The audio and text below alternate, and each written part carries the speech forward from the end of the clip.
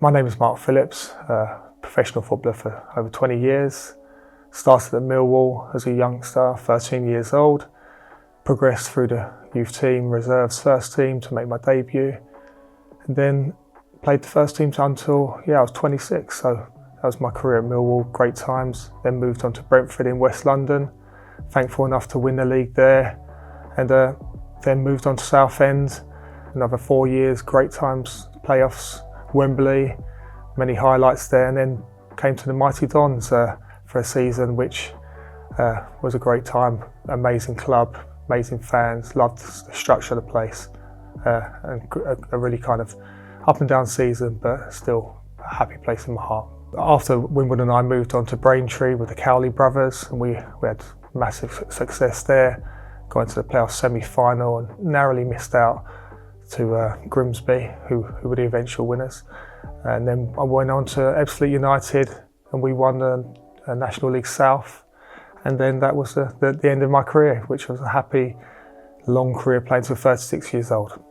Yeah, so after my career finished, things were a little bit topsy-turvy to say the least, mentally.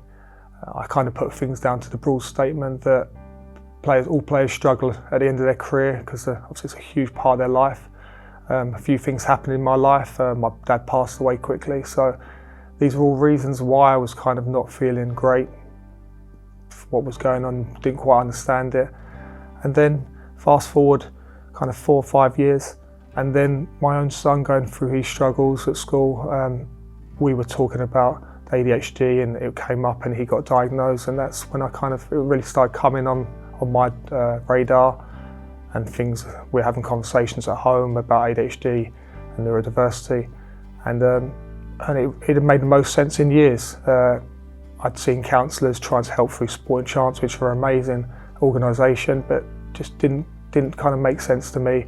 And when I was seeing this information about adult ADHD and autism and how it represents in terms of internal thoughts, your management of your kind of day, your ambitions and kind of completing on them, it just all made sense. And that's what led me to the diagnosis process, which was a life-changing moment, absolute life-changing moment, very emotional. Even in a diagnosis, it was a conversation.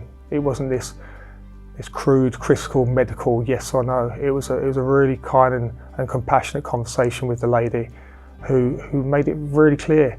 I've struggled since the end of my career because football is the sport we all love, and I loved to my heart, and it managed my symptoms, it managed my traits, even down to the training, the elite level, the fitness side of it, helps manage your emotional regulation, how you feel, how you organise and structure your life.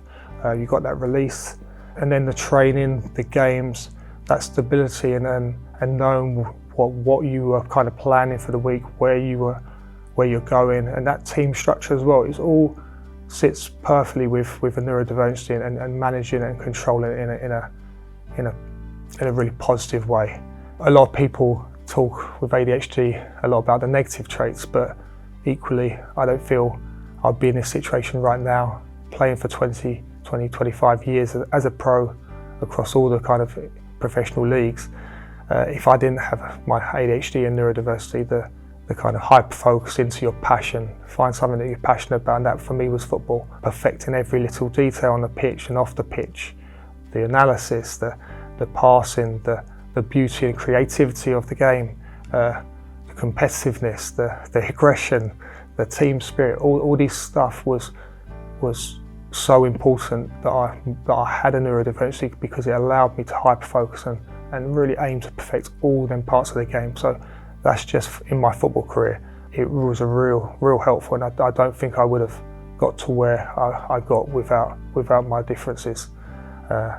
Equally, injuries, always coming back from injuries. I had some horrific injuries. Unfortunately, my time at AFC Wimbledon was stunted because of injuries.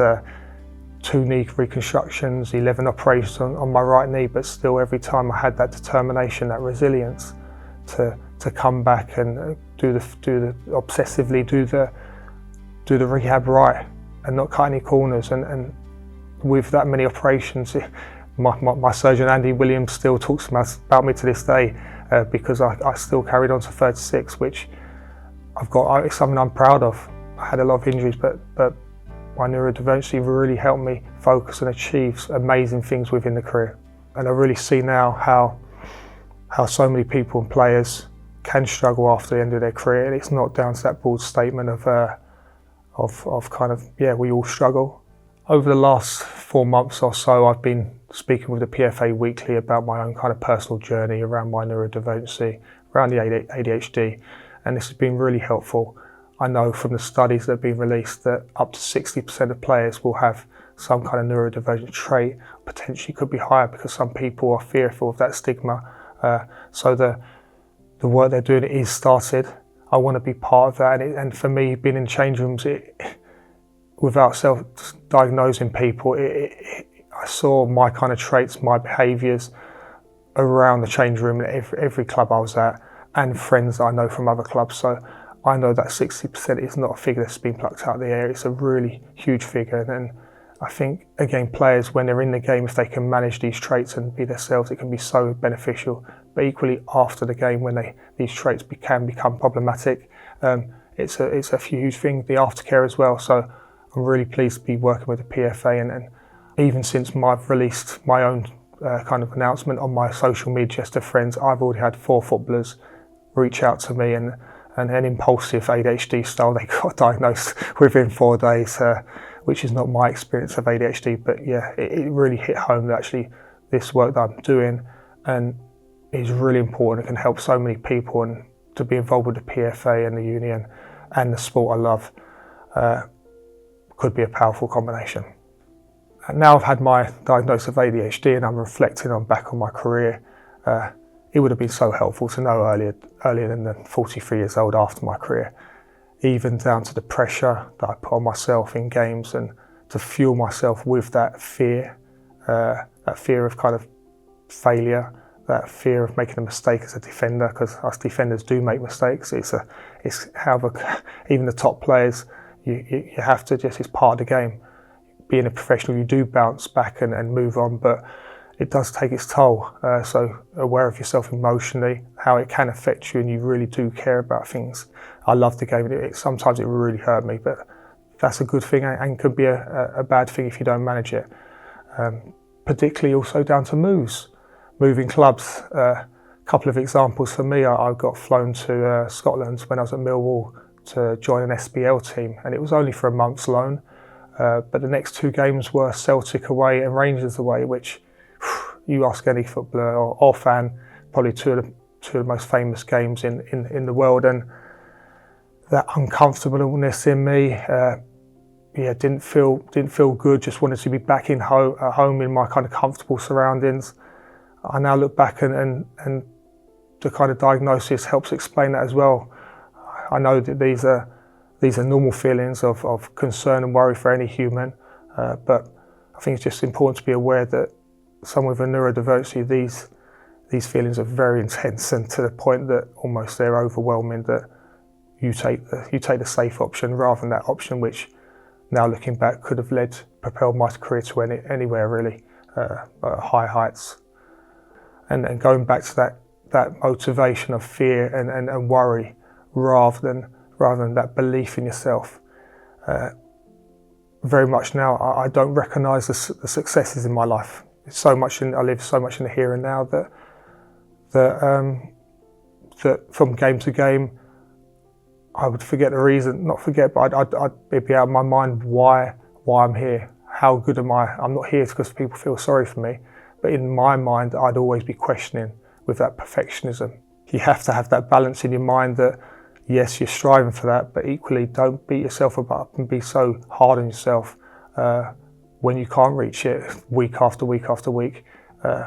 And that definitely I learned later on in my career, when I would watch my clips, visualise things, and that would be in the front of my mind now, watching my clips of my tackles, my goals, particularly the year I scored 12 goals at Southend and got Player of the Year. It was a real highlight for me.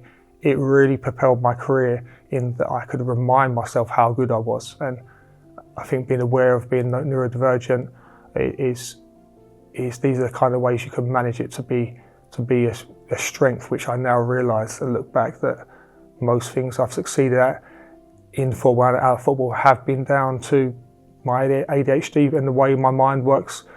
And it's not a bad thing, which I thought since I've been young. It's actually a gift, and if you manage it right, it can be really powerful. You can achieve anything. Obviously in life, relationships with friends, family, they're really important, and be aware of how your mind is wired and how it works and who you are can be really helpful, because for me, speaking of my experiences, I want to be social, I want to be life and soul of the party, I want to be doing things all the time, but equally there's a side of me that is very socially awkward. In new situations, I've always been quite nervous and internalised that. It does impact how I see myself and how I go into things. So just aware of yourself and knowing yourself, and even communication and understanding. So with your friends, it can be more helpful, particularly in non-stressful environments. I've always gone with people around the clubs. Behind all great clubs is great people, I always say it. Down to every single job, I still love going back to my clubs and having them relationships, because the pressure of football wasn't there, and you could build and form them relationships. So I look back and think, how could I could have transformed them relationships to the changing room, to my playing days with my peers, my manager, my coaches. And it's just that communication, understanding that relationships is huge in life, and football's a team sport. So we're all, and that's part of why I loved it, because we're all in this together for one cause, and particularly at AFC Wimbledon. It was a great team spirit, great people around the club, and like everyone knows the story that the fans made this club with many important people behind them. I think it's really important to hit home that the misconception, the stereotype of ADHD is so far from the truth.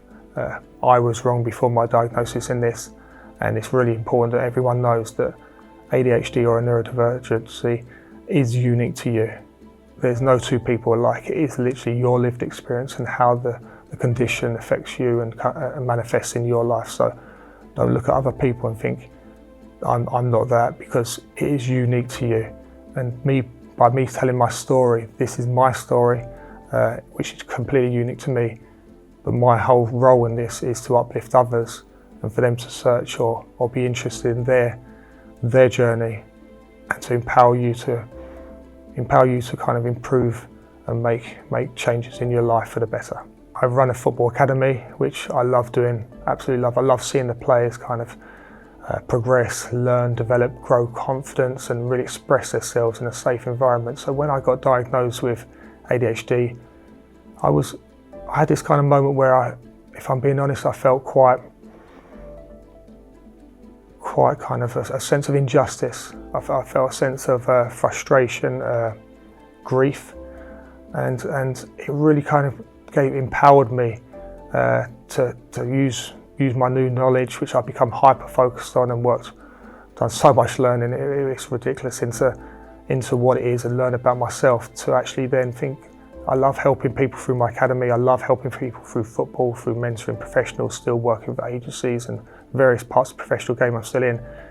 I really need to do this, that I wanted to help others, and got these fantastic ideas of building social medias. I wanted to build a website which would be tools and resources to, again, the minefield I found myself in after diagnosis is what after. The diagnosis is unreal, but what after? Because for 43-year-olds, people like me, it's years of kind of learning who I am now, what professionals are there out there to help me, what tools can I manage myself with, whether that be meditation, whether I'm giving myself more time, being kinder to myself.